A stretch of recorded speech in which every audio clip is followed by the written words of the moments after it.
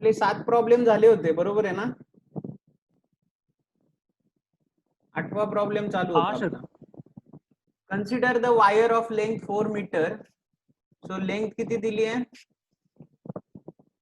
Length is 4 metre. Then cross sectional area is given 1 mm square. So 1 mm square is what? 1 into 10 raised to minus बोला 6. ठीक है. Current 2 ampere. If each cubic meter of the material contains 10 raised to 29 free electrons, that means number of electrons per unit volume. हे काय दिले बघा. If each cubic meter, that means number of electrons एवढ्या volume मध्ये, cubic metre volume मध्ये एवढे number of electrons. What do you mean by that? So number of electrons per unit volume ते आपण कसं डिनोट करतो? स्मॉल एन ने. So small N ची व्हॅल्यू किती दिली आहे? 10 raised to 29. ठीक आहे. Number of electrons per unit volume. ठीक आहे. पुढे काय बोललंय बघा. Find the average time taken by the electron to cross the length of the wire. Suppose he wire आहे अशी, एन ची व्हॅल्यू ही आहे, याच्यामधनं करंट 2 एम्पियर चाललाय. याची लेंथ 4 मीटर आहे आणि area of its cross section किती आहे? 1 into 10 raised to minus 6 metre square. तुम्हाला काय विचारले त्यांनी? Find the average time taken by the electron to cross the length of the wire. कसं करणार? ऍव्हरेज टाइम काढायचंय तुम्हाला. कसं करणार? वेलॉसिटी, जर तुम्ही ड्रिफ्ट वेलॉसिटी कन्सिडर केली तर drift velocity can be given as L by T, where T is the average time. Because length जेवढी आहे त्याची divided by time, average time will be what? Drift velocity of the electron. So आपल्याला पाहिजे average time that will be given by L by VD. आता VD ची value पाहिजे. VD म्हणजे drift velocity. Drift velocity कशी find out करणार? कोण सांगेल? VD इज इक्वल्स टू काय फॉर्म्युला बोला? जेनी. हा बरोबर, J अपॉन एनी. तर J अपॉन एनी म्हणजे काय? J म्हणजे काय असतं बाबा? I upon A N E. So I ची व्हॅल्यू दिली आहे, किती दिली? 2 divided by area is 1 into 10 raised to minus 6. N also दिले into 10 raised to 29 आणि E म्हणजे किती असतं हॅलो बोला? सर. सॉरी, हा बोल. सर तुम्ही पीडीएफ नाही टाकली त्या दिवशी. कसली पीडीएफ? तर तुम्ही म्हणलेले नाही ह्याचे पीडीएफ पण टाक. अरे नाही टाकली का? टाकतो ना, आज टाकतो. ठीक आहे. हा सर. हा मला सर, तुम्ही मेसेज का नाही केला? ह्याची मेसेज पण टाका. हो हो. आता हे कॅल्क्युलेशन कसं करणार आपण बोला? सो बीडी ची व्हॅल्यू ही आली, बरोबर? बीडी ची व्हॅल्यू किती येते? करा रे कॅल्क्युलेशन. 2 डिवायडेड बाय हे किती झालं? -6 -19 म्हणजे -25. सो 1.6 -25 म्हणजे किती झाले? 10 raised to 4. ठीक आहे. आता इथे व्हॅल्यू टाकायची आपण. एल ची व्हॅल्यू किती आहे? एल लेंथ किती आहे? 4. So 4 divided by 2. ओके. आणि हे वरती जाईल, इंटू होईल 1.6 into 10 raised to 4. So this will be what? 3.2 into 10 raised to 4. बरोबर आहे का कॅल्क्युलेशन? बघा बरं.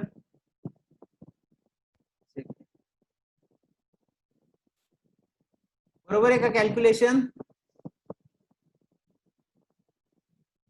अरे कॅल्क्युलेशन बरोबर आहे का?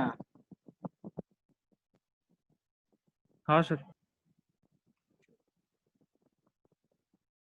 प्रॉब्लेम नंबर आता 9. बघा आता हे तुम्ही मला सांगा, जरा डिस्कस करा. तुम्ही काहीच बोलत नाही. What length of the copper wire of cross sectional area 0.01 mm square will be needed to prepare the resistance. अरे एकदम सिंपल प्रॉब्लेम आहे. तुम्ही सांगा बरं आता.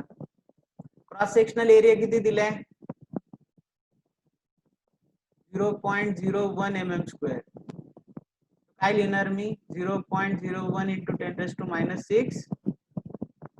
Metre square. ठीक आहे. देन लेंथ काढायची आहे तुम्हाला. देन रेजिस्टन्सची व्हॅल्यू दिली 1 kilo. 1 kilo ohm means what? 10⁻³ or 1000 ohm you can say. Resistivity पण दिली आहे 1.7 into 10⁻⁻8 ohm मीटर. बोला रे कसं करणार? अरे R is equals to rho L by A. आपल्याला L काढायची आहे. So L is what? RA by rho. R किती दिलाय 1000. A किती दिलाय 0.01 into 10⁻⁻6 डिवायडेड बाय रो किती दिलाय 1.7 into 10⁻⁸. सो हे किती होईल हे वरती जाईल. So this is coming out to be what. हे सगळं कॅन्सल होऊन जाईल बघा. हे -8 आहे ह्याला जर मी 1 घेतलं तर हे -8 होईल. हे सगळं कॅन्सल होऊन जाईल. Okay. So this will go with that. So 1000 divided by 1.7 म्हणजे अराउंड 600 येईल. अराउंड 600 येईल का नाही? आन्सर काय येईल 600 मीटर. अरे आलं का?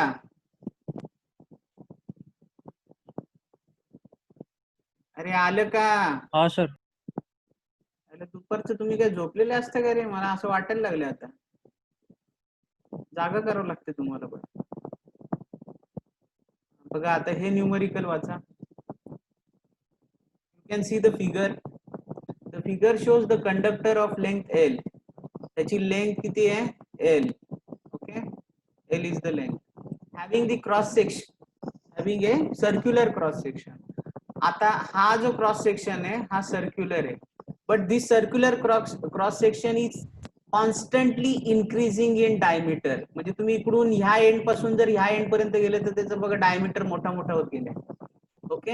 The radius of the cross section varies linearly. That means radius varies linearly from A to B.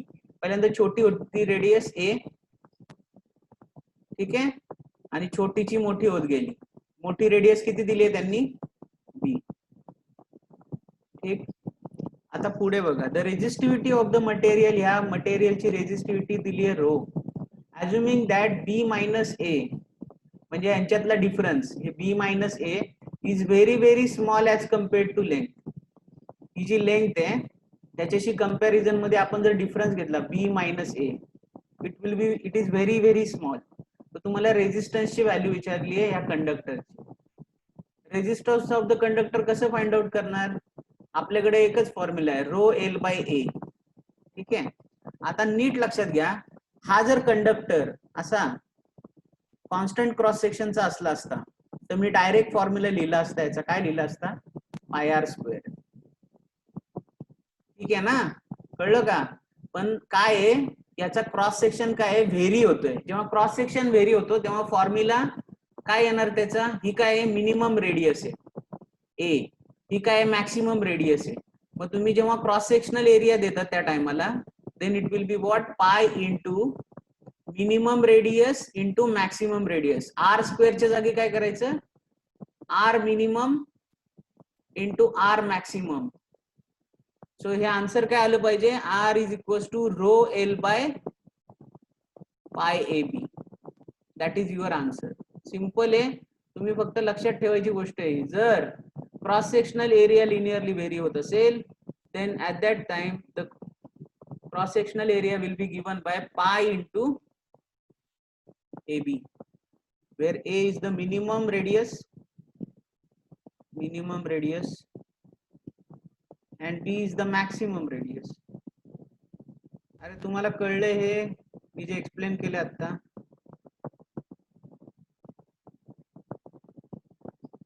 Clear?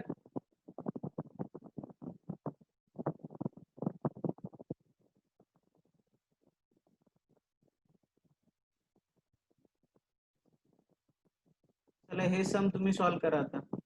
Copper wire of radius 0.1 mm. Radius किती आहे कॉपर वायरची 0.1 mm. So that is what 0.1 into 10 raised to minus 3 मीटर. Resistance किती आहे 1 kilo. 1 kilo means what 1000 ohm is connected across the power supply of 20 volt. म्हणजे V दिले किती 20 volt. ठीक आहे. रेजिस्टन्स एवढे दिले V, त्याच्यावरनं तुम्हाला करंट काढता येईल. How many electrons are transferred per second between the supply and the wire at one end. म्हणजे तुम्हाला नंबर ऑफ इलेक्ट्रॉन्स ट्रान्सफर्ड काढायचे. सिंपल आहे. काय करायचं करंट काढायचा. Current is what charge divided by time. Time दिलाय 1 सेकंड. ओके. सो कसं करणार तुम्ही according to Ohm's law. According to Ohm's law काय असतं रे Ohm's law. V is equals to IR. IR. त्याच्यावरून तुम्ही काय काढणार I ची व्हॅल्यू काढणार. I ची व्हॅल्यू किती येणार 20 डिवायडेड बाय बोला R किती आहे 1000. So this will become what 2 by 100. 2 by 100 is what 2 into 10 raised to minus 2 ampere. He I ची व्हॅल्यू आली. आता तुम्हाला काय करायचंय I ची डेफिनेशन काय सांगते. I is equals to current is equals to what charge by time. माहिती आहे ना charge by time is current. हा सर. आता चार्ज म्हणजे काय इलेक्ट्रॉन्स फ्लो होत आहेत ना. So how will you give the charge. Charge कसं देणार तुम्ही. तुम्हाला नंबर ऑफ इलेक्ट्रॉन्स काढायचे. Charge will be given by what NE number of electrons into charge on electron. आता NE म्हणजे हा कॅपिटल NE आहे. Number of total number of electrons into charge on one electron will be total charge. Total charge किती असेल एका electron वरचा charge तो असतो E into total number of electrons that is N. So NE will be total charge divided by time किती दिले 1 second. Okay. So divided by 1. I ची value आपण काढली होती 2 इंटू 10 रेज टू मायनस 2. आणि आता तुम्हाला कशाची व्हॅल्यू काढायची N ची व्हॅल्यू. N ची व्हॅल्यू कशी येईल बोला N is equals to 2 into 10 raised to minus 2 divided by E. E म्हणजे काय 1.6 into 10 raised to किती minus 90.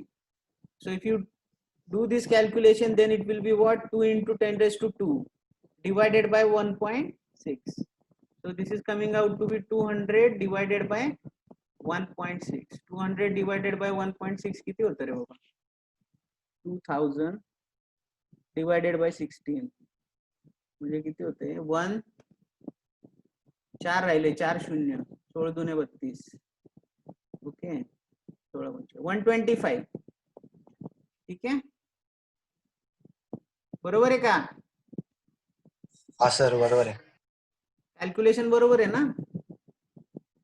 हो सर बरोबर चेक. नाही रे चुकलं इंटू 10 रेज टू 17 पाहिजे ना इथे. अरे कसं रे म्हणजे 125 इंटू 10 रेज टू 15 येणार. अरे बाबा हे -2 आहे -19 आहे ना. हे वरती गेल्यावर काय होईल -2 + 19 म्हणजे 17. आता 17 मधले आपण 100 ने याला मल्टिप्लाय केलं 10 raise to 15. So this many number of electrons are there.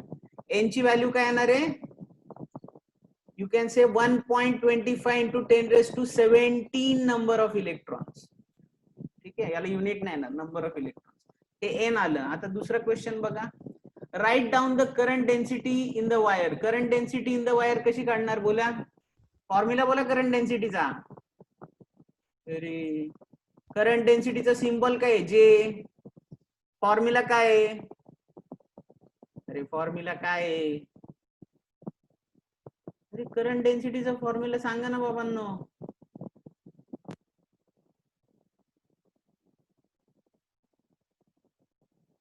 I divided by area ना. Current by area is current density.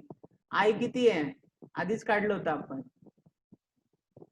2 into 10 raise to -2 divided by area किती आहे रे बाबा R हे दिले म्हणजे πr² म्हणजे किती येईल हे πr² म्हणजे ह्याचा स्क्वेअर होईल म्हणजे हे 10 रेज टू -4 आहे. तर आमिर लाईन करा. अरे यार तुम्ही सम अजिबातच सोडवत नाही आहे. तुम्ही एकदमच लाईटली घेतले. आमिर कुठे रिक्वेस्टच नाही आमिरची. ऑलरेडी इन आहे तो. नाहीये आमिर. रिक्वेस्ट पाठवायला सांग ना त्याला. पाठवले तो म्हणतो. नाही आली इकडे. ओके. हा, एरिया म्हणजे पाय आर स्क्वेअर म्हणजे 3.142 इंटू ह्याचा स्क्वेअर केलं तर किती येईल रे बोला. 0.1 इंटू 10⁻³ 10⁻⁻8 येईल. कारण की 0.1 इंटू 10⁻³ म्हणजे 10⁻⁴ त्याचा स्क्वेअर म्हणजे 10⁻⁸. So this is coming out to be what. किती आन्सर येणार याचं. हे 10⁻⁸ वरती गेले. So 2 into 10⁶ divided by 3.142. हे कॅल्क्युलेशन करा बरं पटकन. किती येत आहे कॅल्क्युलेशन.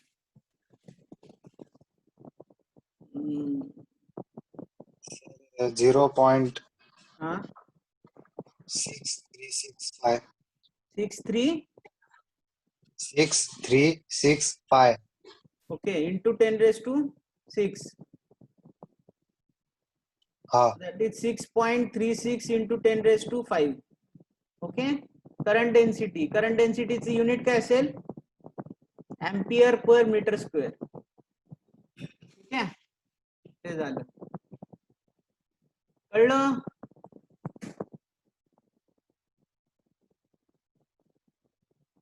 अरे एक तरी प्रॉब्लेम सोडून दाखवा मला. हा आता हा तरी प्रॉब्लेम सांगा. Calculate the electric field in the copper wire of a cross sectional area 2 mm² carrying the current of 1 ampere. Electric field calculate करायचे. ई. ठीक आहे. क्रॉस सेक्शनल एरिया दिलाय 2 mm². 2 mm² म्हणजे काय रे बाबा. कॅरिंग द करंट दिलाय 1 ampere. Resistivity दिली आहे. रेजिस्टिव्हिटी म्हणजे रो दिली आहे 1.7 इंटू 10⁻⁸ ओहम मीटर. आता इथे कोणता फॉर्म्युला वापरणार. तुम्हाला एक फॉर्म्युला सांगितलं होतं मी. तुम्हाला आठवतंय का. V is equal to EL. अरे माहितीये का हा फॉर्म्युला. लिहून दिलं होतं मी जेव्हा फळ्यावरती शिकवायचं तेव्हा. So E is equal to काय असणार आहे V/L. आता तुम्ही मला सर इथे लेंथ तर दिली नाही त्यांनी. पण आता हे लेंथ कट होणार बघा कशी. V इज इक्वल टू काय असतं according to Ohm's law IR असतं. IR divided by what L. So IR ची व्हॅल्यू कशी देणार मी. तुम्हाला माहिती आहे ना R is equal to rho L by area. So R च्या जागी काय लिहिणार आपण रो L बाय एरिया. आणि इथं ऑलरेडी L आहे. सो LL कॅन्सल झाला. सो राहिलं काय I rho divided by A. तुम्हाला माहितीये रोजे E इज इक्वल टू रोजे. हा सर. यार हा फॉर्म्युला तुम्हाला नाही सुचला. तोच आला ना शेवटी. हा कसं काय असं.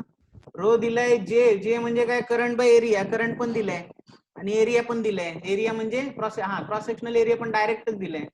व्हॅल्यू पुट करायचे होत्या. पांडू क्वेश्चन होता तरी तुम्ही आन्सर देत नाही rho. So E is equal to rho किती रे बाबा 1.7 into 10⁻⁸ into J is what area divide 1 ampere आहे म्हणजे एवढंच येणार. ओके. So 2 into 10⁻⁶.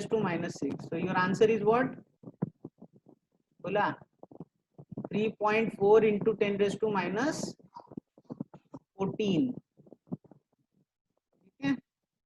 -14 याची युनिट काय येईल. युनिट काय येईल इलेक्ट्रिक फील्डचं. अरे volt per metre. E is equal to V/L ना. याचं युनिट काय असतं व्होल्ट. आणि याचं काय असणार आहे मीटर. Volt per metre. ठीक आहे. अरे तुम्हाला कळलंय. हा सर. ओके. Problem number 13. चला बोला आता तुम्ही काहीतरी बोला रे. वायर ऑफ लेंथ दिली आहे 2 मीटर. 2 मीटर. Resistance 5 ohm. तुम्हाला परत काय काढायचंय electric field. Electric field current किती दिलाय? 10 अँपिअर. 10 एम्पियर. काढता येईल? काढता येईल का नाही? आता म्हणा तुम्ही एरिया नाही दिलं सर. ऑब्विसली एरिया नाहीच दिलेलं इथं. कसं करणार मग?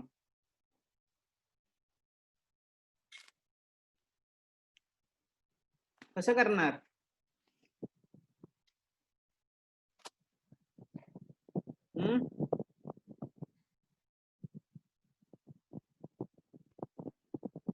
बोला. आता मी नाही सांगणार तुम्हाला.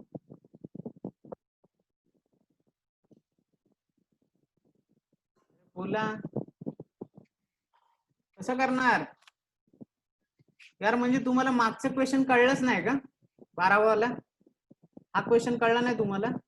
12 नंबर 12 वाजले की 12. अरे 12 नंबर कळला का नाही तुम्हाला? हा खरं सांगा. अरे बोला ना काहीतरी. हा कळलाय का नाही कळलाय?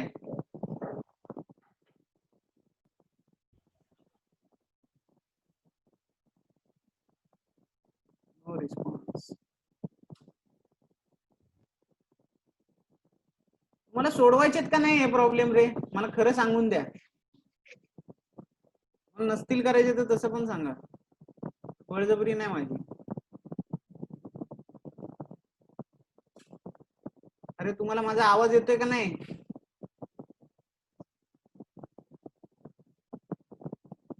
अरे माझा आवाज येतोय तुम्हाला? हो सर. मग बोला ना काहीतरी. तुम्हाला नाही करायचेत का प्रॉब्लेम आहे? नाही करायचेत का? मी वेव्ह ऑप्टिक्स शिकवायला घेतोय बघा. मी वेव्ह ऑप्टिक्स पण करून ठेवलंय सगळं. तुम्हाला शिकू शकतो आता मी. तुम्हाला करायचे का नाही करायचे? नसेल करायचे तर सांगा. माझा टाइमपास नको करू तुम्ही. करायचं तर तुम्ही काही एफर्टच नाही घ्यायचे का मग? करायचं म्हणजे येऊन बघत बसायचं फक्त. प्रॉब्लेम नाही सोडवायचे. अरे घरी तुम्ही प्रॉब्लेम काय करता? तुम्ही घरी अभ्यास करत नाही याचा अर्थ. तुम्हाला मी काय सांगितलं होतं? तुम्ही हे प्रॉब्लेम सोडवायला घ्या म्हणून सांगितलं होतं का नाही मागच्या लेक्चरला? काल तर आपला क्लास पण झाला नाही. मग तुम्हाला एक दिवस मिळाला पूर्ण. Hello sir. हा बोला. हॅलो. हा बोला. हॅलो. हा बोला बोला. मला आवाज ऐकू येतोय.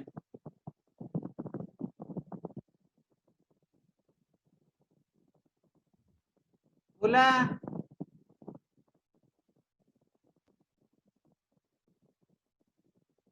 अरे बोला ना बाबांनो. हॅलो.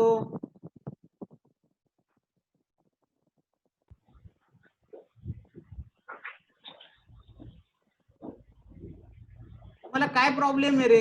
हे प्रॉब्लेम सोडवायला घरी बसले तुम्हाला एवढं पण काम होईना का?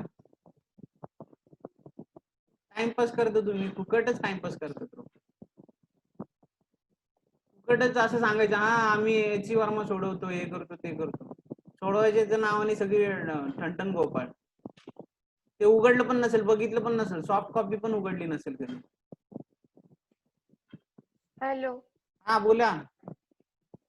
सर आवाज येतोय माझा? होय हो येतोय ना. मगाशी येत होता? हो मगाशी पण येत होता. मला तुमचा आवाज नव्हता येत ऐकू. अरे काय आता किती ऐकू आवाज? अरे मी म्हंटल की तुम्ही प्रॉब्लेमच सोडत नाही, अभ्यासच करत नाहीये. मग हे प्रॉब्लेम कंटिन्यू करायचे आहेत का नाही करायचे आहेत? करायचेत. रोहन. हा सर. अरे तू काय चाललंय तुझं? तू काहीच आन्सर देत नाही आता. निखिल पण नाही देत. निखिल. हा सर. काय तुम्ही अभ्यास न करायचं ठरवलंय का? नाही सर. मग? सर आता एक्झाम सुरू आहेत ना त्यामुळे. अरे काय एक्झाम सुरू आहे? सगळं घेऊन चालायचं असतं बरोबर. काय एका वेळी एकच काम करणार तुम्ही? तुम्हाला जर आता कंपनीमध्ये 4-4 कामं एका वेळी दिली तर कसं करणार मग? तुम्हाला सांगितलं रविवार पर्यंत मला हे करायचंय. आणि ज्यांना वेव्ह ऑप्टिक्स पाहिजे त्यांनी कशाला टेन्शन घेतात, मी करून ठेवलं ना त्यांच्यासाठी एकदम सिंपल लँग्वेज मध्ये, ऑलरेडी करून ठेवले तुमच्यासाठी, सगळं सोयीचं करतोय तर तुम्ही काहीच रिस्पॉन्स देत नाही राव.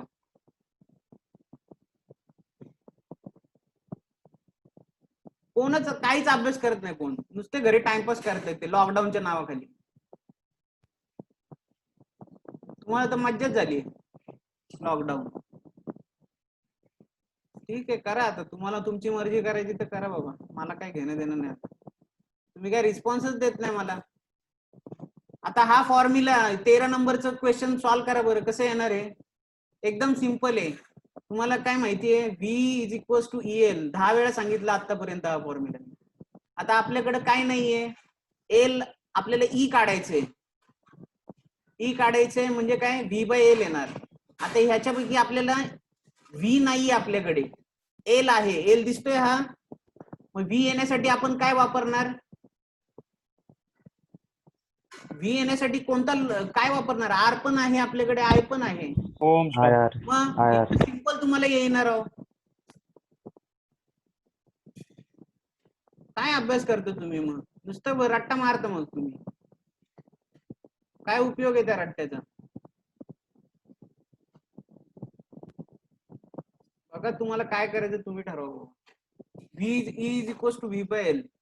ठीक आहे, चला झालं. 14th वालं बघा.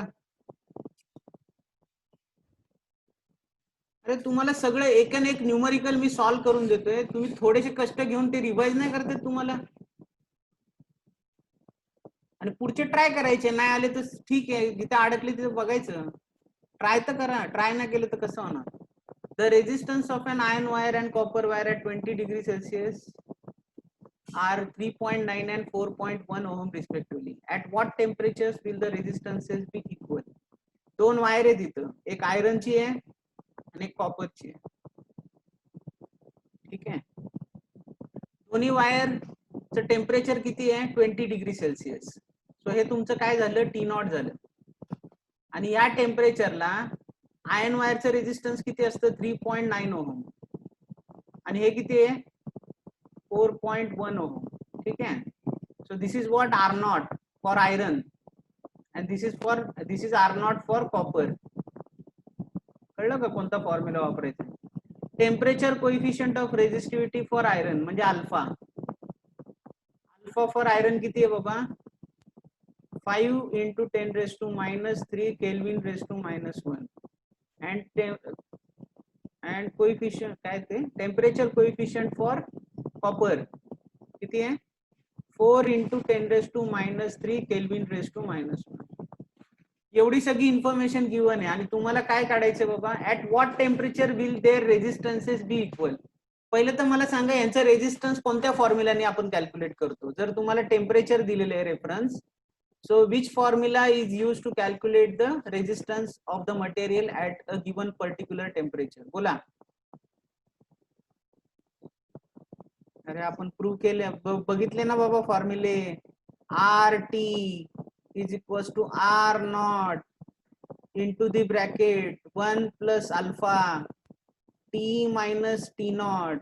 बघितलं का नाही, हा फॉर्म्युला प्रूव्ह केला होता का नाही आपण. हा 11th. हा सर. 11 नाही, आता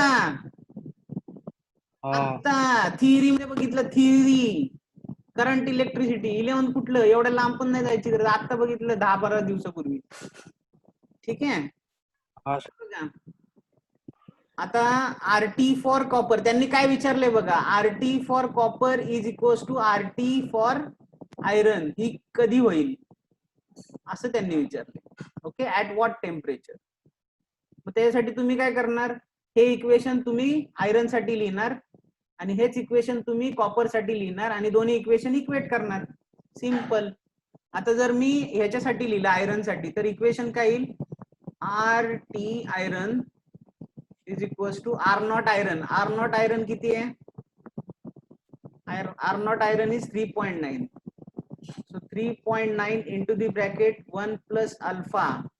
T तुम्हाला काढायचे. ओके, T फॉर आयरन आहे, iron T minus T0. T तुम्हाला काढायचे, T0 किती दिले, 20. ठीक ठीक आहे, हे तुमचं एक इक्वेशन आलं. दुसरं इक्वेशन तुम्ही कॉपर साठी काय लिहिणार बोला? सेम RT कॉपर किती येणार इथे बोला? बोला आता इक्वेशन तरी बोला. 4.1 येणार ना, into the bracket 1 plus alpha copper T minus 20. आता हे दोन्ही 20. इक्वेशन काय करणार तुम्ही? इक्वेट करणार. हे लिहिले ना मी, याची व्हॅल्यू इथे लिहिली आहे, याची व्हॅल्यू इथे लिहिली आहे. दोन्ही काय करायचं आपल्याला? इक्वेट करायचंय. मग काय लिहिणार तुम्ही? 3.9 into the bracket 1 plus अल्फाची value किती आहे रे बाबा? अल्फा आयरन 5 इंटू 10⁻³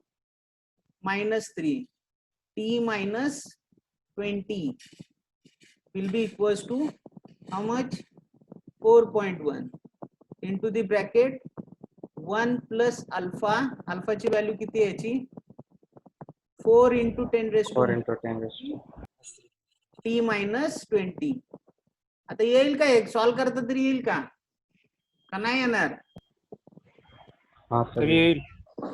एवढं घरी सॉल्व करा आता, ठीक आहे, आणि मला आन्सर व्हॉट्सअप करा. हा ठीक, ओके. मी तुम्हाला PDF पाठवून देतो याची. कळलं तुम्हाला हा क्वेश्चन कसं सॉल्व करायचा होता? फॉर्म्युला, ते फॉर्म्युले आपण केले ना रे हा बाबा. सर तुम्ही काय बोलतच नाही राहू.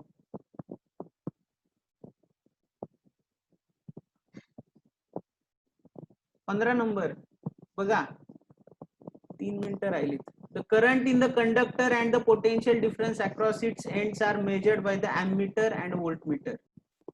ओके, एका कंडक्टर मधला करंट आणि potential difference across its ends हे कशाने मेजर केलं तुम्हाला माहिती आहे? करंट मेजर करण्याकरता काय वापरतात? ॲमीटर. आणि पोटेन्शियल डिफरन्स मेजर करण्याकरता व्होल्टमीटर.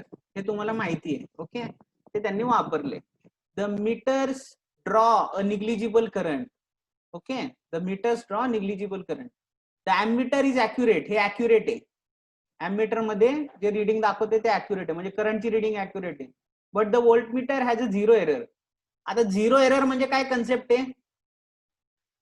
झिरो रिडिंग असेल तर 0 दाखवत नाही, ते त्याला म्हणतात 0 एरर. म्हणजे जर करंट नाही चाललाय, म्हणजे आता पोटेन्शियल डिफरन्स 0 आहे पण 0 नाही दाखवत, काहीतरी दाखवतो 1.2. So 0 error is what? 1.2. कळतंय का? 0 आहे ना, actual reading is 0, but it is showing some reading. So the difference between the actual value and the shown value by the voltmeter is the 0 error. ठीक आहे, कळलं तुम्हाला 0 एरर म्हणजे काय असतं? हा 0 एरर म्हणजे जर रिडिंग 0 आहे, ऍक्च्युअल रिडिंग, ते 0 दाखवत नाही.